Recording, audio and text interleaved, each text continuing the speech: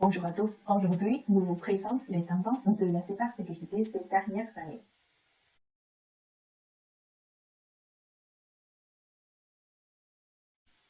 La cybersécurité est l'ensemble de moyens permettant de lutter à différentes échelles contre les dangers du monde. Ceci peut être volontairement commis par des cybercriminels ou relever du manque d'entretien des systèmes informatiques solides, et donc de protéger les systèmes informatiques au niveau professionnel, mais aussi particulier. Pour cela, des organismes d'État apportent leurs conseils avisés, mais en efforts collectifs et individuels est également nécessaire.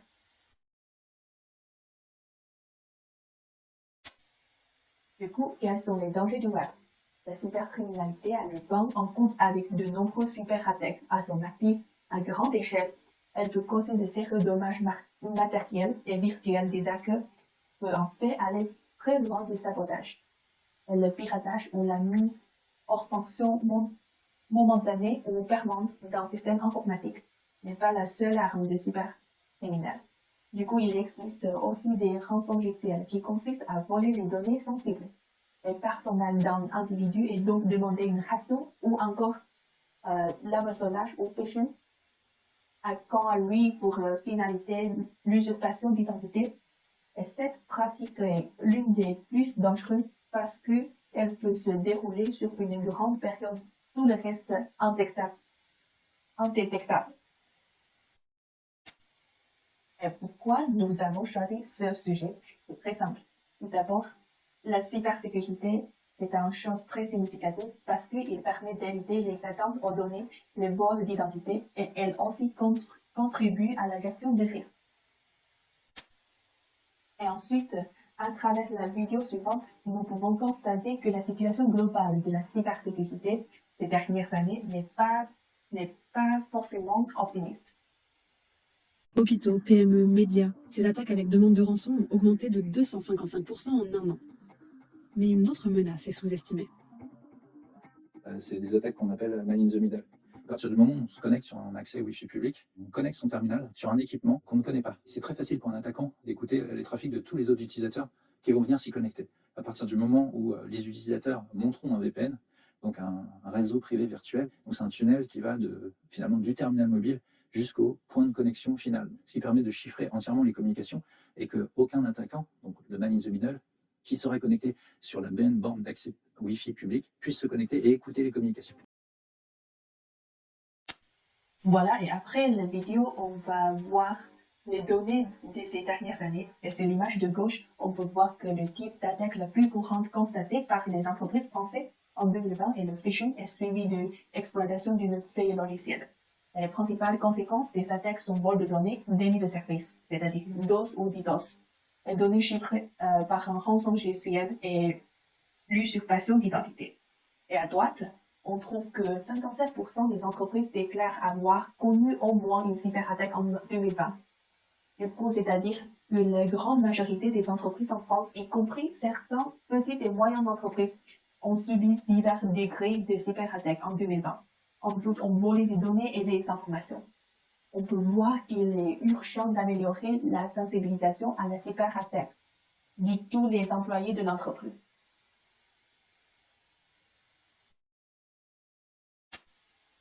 Et après, pour le mondial, en comparant les données de cet ensemble d'images, on peut trouver que le nombre de cyberattaques dans le monde a augmenté chaque année au cours de la dernière décennie. Bien que la situation se soit quelque peu améliorée en 2018, mais à partir de 2020, le nombre a commencé à augmenter fortement, avec un nombre d'attaques par trimestre égal au nombre de l'année 2012. Au cours de la dernière année, le nombre a été un nouveau terrifiant. Et maintenant, si vous pensiez que les cyberattaques sont très éloignées de notre quotidien, vous vous trompez. Parce qu'avec la prolifération des appareils mobiles, nous sommes constamment exposés aux cybermenaces. Et parmi ces moyens, le plus courant et le plus efficace est souvent le phishing. Et ensuite, nous en apprenons plus sur les détails à travers la vidéo. L'hameçonnage ou phishing en anglais est une forme de fraude sur Internet où un escroc ou un pirate informatique tente de se faire passer pour une personne ou une organisation légitime. Il vous envoie un courrier électronique qui tente de vous inciter à révéler des informations personnelles ou financières telles que numéro de carte de crédit, numéro de sécurité sociale et mot de passe. Le phishing est l'une des escroqueries les plus courantes sur le web et les cybercriminels modifient constamment leurs attaques pour inclure des détails qui vous feront croire que la demande est bien réelle. Dans une tentative de phishing, un cybercriminel peut vous envoyer par exemple un message prétendument d'un site marchand ou demandant de confirmer ou modifier les informations de votre compte en cliquant sur un lien. Si vous cliquez sur le lien, il lance un cheval de Troie qui installe par exemple un enregistreur de frappe de touche. Cet enregistreur capture tout ce que vous tapez sur votre clavier, y compris les mots de passe. Le lien peut également vous amener à un faux site web marchand qui vous demande d'entrer vos informations personnelles.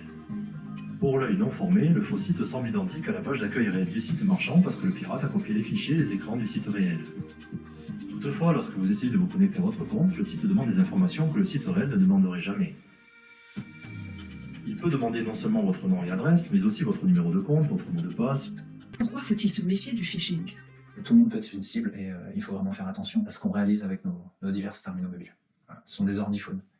Ils sont parfois même plus puissants que l'ordinateur personnel qu'on peut avoir à la maison. Il y a eu le cas Covid qui a fait que finalement tout le monde était bloqué chez soi, tout le monde a voulu commander et se faire livrer. Du coup, ça a favorisé, on va dire, l'émergence peut-être de nouveaux groupes qui avaient envie de surfer sur une vague on va piéger les utilisateurs, on va inciter l'utilisateur via un message à cliquer sur un site.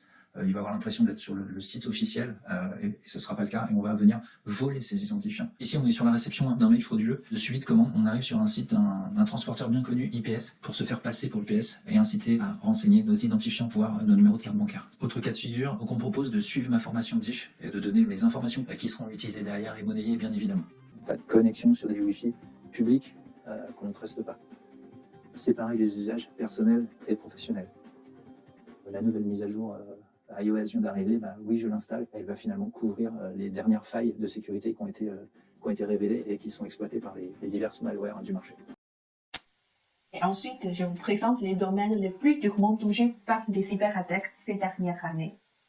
Ce sont les établissements de santé, avec une pénurie de ressources médicales provoquées par le Covid-19.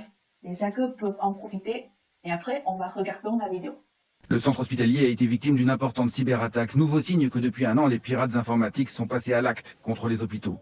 Au moins 9 d'entre eux en ont été victimes. La semaine dernière, à Dax, plusieurs services ont été paralysés pendant plusieurs jours. C'est une attaque massive, exceptionnelle par son ampleur et surtout par ses conséquences. À Dax comme à Villefranche, le principe est le même. Tout le service informatique est coupé, le téléphone partiellement aussi. Plusieurs unités travaillent au ralenti. Une attaque par rançon logiciel. Les pirates bloquent les données informatiques et demandent de l'argent pour les libérer. Selon un récent rapport de l'Agence de sécurité informatique, les hôpitaux constituent une cible privilégiée, une tendance accrue avec la crise du Covid-19 qui pousserait plus facilement les hôpitaux à payer. Les cybercriminels vont attaquer tout le monde, quel que soit le profil. En fait, l'objectif est vraiment d'avoir de l'argent. Et voler de l'argent à un hôpital ne leur pose aucun problème, comme voler de l'argent à un cabinet comptable. Mais tous les pirates ne courent pas directement après l'argent. Certains cherchent avant tout à voler des données. L'Agence nationale de la sécurité des systèmes informatiques a publié lundi un rapport sur une campagne d'attaque ciblant depuis 3 ans le logiciel Centréon. Un logiciel utilisé par de nombreux grands groupes, y compris Airbus, l'Agence France Presse, mais aussi EDF ou des ministères. Une attaque qui rappelle celle qui a visé un logiciel aux États-Unis l'an dernier. Elle avait touché des entreprises comme Microsoft, mais aussi le département du Trésor et celui du Commerce. Des services de renseignement russes avaient été soupçonnés. L'ampleur du méfait n'a toujours pas été établie. De même, les attaques de pirates informatiques sont fréquentes dans les problèmes de la cybersécurité d'entreprise. Au cours des derniers mois, Lapsus, un groupe de pirates informatiques, a acquis une renommée. Nvidia, Samsung, Vodafone, Ubisoft, etc. ont tous été brutalement tués. Et le plus tragique d'entre eux appartient à Nvidia. Son code source est publié et la taille du fichier atteint 75 GB. Okta, une société de gestion d'identité et d'accès basée à San Francisco, enquête sur des soupçons de piratage. Okta a reconnu avoir détecté une intrusion potentielle en janvier et a déclaré à Cybernews qu'il n'y a aucune preuve d'activité malveillante en cours au-delà de l'activité détectée en janvier. Le groupe de pirates Lapsus a partagé des captures d'écran de ce qui semble être l'environnement interne d'Okta. Le groupe de ransomware affirme avoir accédé au superutilisateur admin de Okta.com et à divers autres systèmes. L'une des captures d'écran montre qu'ils peuvent maintenant prétendument réinitialiser le mot de passe des utilisateurs. Une autre capture d'écran montre que Lapsus pourrait avoir accès à l'espace de travail Slack d'Okta. Lapsus a souligné qu'ils n'ont accédé à aucune base de données, se concentrant uniquement sur les clients d'Okta. Okta compte plus de 15 000 clients sur sa plateforme. Le responsable d'Octa, Chris Hollis, a déclaré dans un bref communiqué « Octa est conscient des rapports au sujet d'une violation potentielle et enquête à ce sujet. Nous fournirons des mises à jour au fur et à mesure que des informations supplémentaires seront disponibles. » Certaines captures d'écran remontent au 21 janvier, ce qui suggère que Lapsus pourrait avoir eu accès à l'environnement interne d'Octa pendant près de 2 mois. Octa a déclaré à Cybernews par email, fin janvier 2022, Octa a détecté une tentative de compromettre le compte d'un ingénieur du support client travaillant pour l'un de nos sous-traitants. L'affaire a été examinée et contenue par le sous-processeur. Nous pensons que les captures d'écran partagées en ligne sont liées à cet événement de janvier. Sur la base de notre enquête à ce jour, il n'y a aucune preuve d'activité malveillante en cours au-delà de l'activité détectée en janvier. Avant d'annoncer l'intrusion chez Octa, Lapsus avait menacé d'attaquer Microsoft. Le même jour où il a publié des captures d'écran soutenant les allégations de piratage d'Octa, Lapsus a également déposé ce qu'il prétend être un code source incomplet de Bing, Bing Maps et de l'assistant virtuel Cortana de Microsoft. La société a reconnu qu'il y a eu une intrusion. Elle a déclaré « Notre enquête a révélé qu'un seul compte avait été compromis, accordant un accès limité. Nos équipes de réponse en matière de cybersécurité se sont rapidement engagées à remédier au compte compromis et à empêcher toute autre activité. » Microsoft souligne qu'elle ne se repose pas sur le secret du code comme mesure de sécurité, et que la visualisation du code source ne conduit pas à une élévation du risque. Les tactiques utilisées par DEV 0537 dans cette intrusion reflètent les tactiques et techniques discutées dans ce blog. Notre équipe enquêtait déjà sur le compte compromis sur la base de renseignements sur des menaces lorsque l'acteur a publiquement divulgué son intrusion. Cette divulgation publique a intensifié notre action, permettant à notre équipe d'intervenir et d'interrompre l'acteur au milieu de l'opération, limitant ainsi un impact plus large. Face à ces attaques de pirates informatiques, certaines entreprises sont très calmes, dépendant de leur système de cybersécurité puissant pour croire qu'il n'y aura pas d'impact des attaques, mais d'autres ont été victimes d'extorsions, contraintes de payer d'énormes sommes. Bien que les entreprises aient été plus ou moins touchées par les attaques de Lapsus, heureusement, la police aura arrêté des suspects.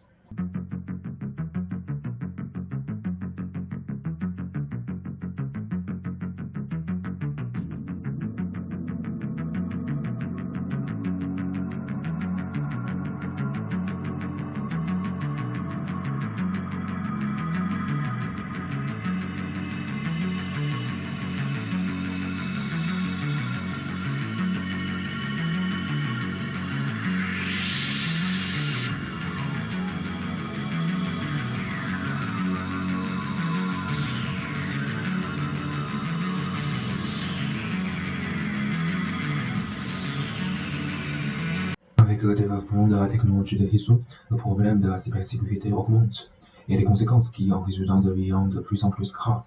En analysant les 3 exemples présentés précédemment, nous résumons les 3 conséquences suivantes.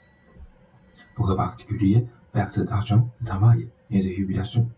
Et pour l'entreprise, perte de clients et de contrats commerciaux et la divulgation des secrets d'entreprise. Et pour le gouvernement, menace à la sécurité nationale, problèmes sociaux et la divulgation des secrets militaires. Ces graves conséquences sont tout à fait possibles dans la vie réelle, et nous pouvons prouver nos déductions à travers cette vidéo. Le docteur Lacoste arrive à son cabinet. Comme tous les matins, il ouvre ses mails. Mais aujourd'hui, il subit une attaque. Son ordinateur est crypté. Le docteur Lacoste n'a plus aucun accès. Impossible de récupérer ses données patients. Pire, un message lui demande de payer une rançon au plus vite, faute de quoi les données seront perdues. Le docteur Lacoste est désemparé, car il n'a pas de sauvegarde de ses données.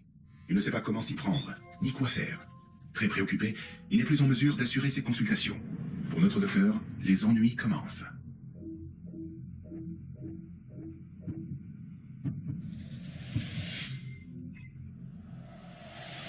Pour résoudre ce problème, nous devons d'abord analyser les causes de ce phénomène. Nous résumons les raisons suivantes. Premièrement, l'éducation des adolescents. En plus que 3 points. Manque de conscience de cyberattaques. En plus de trafic des hackers.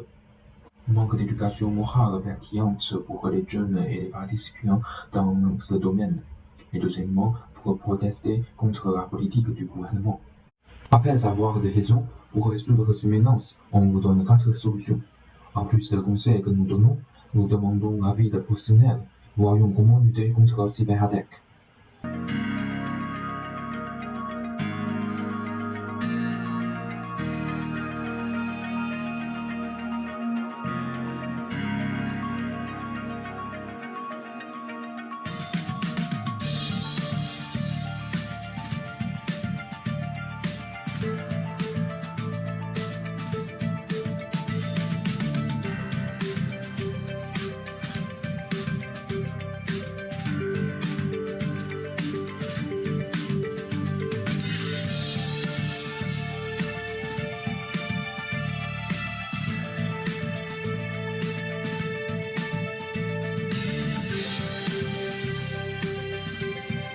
Le gouvernement a également des solutions pertinentes aux problèmes de cybersécurité. Pour faire face à ces menaces, le gouvernement a annoncé une stratégie nationale de cybersécurité qui mobilise 1 milliard d'euros et il y a 6 objectifs clés et 4 stratégies. Au cours de la dernière année, nous avons constaté 3 tendances en matière de cybersécurité. Tendance 1, Covid et télétravail, des portes d'entrée pernes. Le travail, mi-présentiel, mi-distanciel, s'installe durablement dans les organisations. Il y a fort à parier que les documents et les emails issus des équipes de ressources humaines seront parmi les plus piratés ou imités en vue de compromettre le poste d'un collaborateur. Tendance 2, des menaces dopées aux intelligences artificielles. Alors que les voitures autonomes intégrant de plus en plus d'intelligence artificielle pour automatiser certaines tâches, la question de la protection de la donnée est centrale. En mettant à mal l'intégrité des données de cette IA, il est possible d'en modifier les calculs, voire d'impacter certaines commandes. Tendance 3, la 5G et IoT vont accélérer et multiplier les cyberattaques. Vitesse d'échange plus élevée, haute performance, fonctionnement en temps réel, voire connectivité sans fil. La 5G est présentée comme la clé industrielle du futur.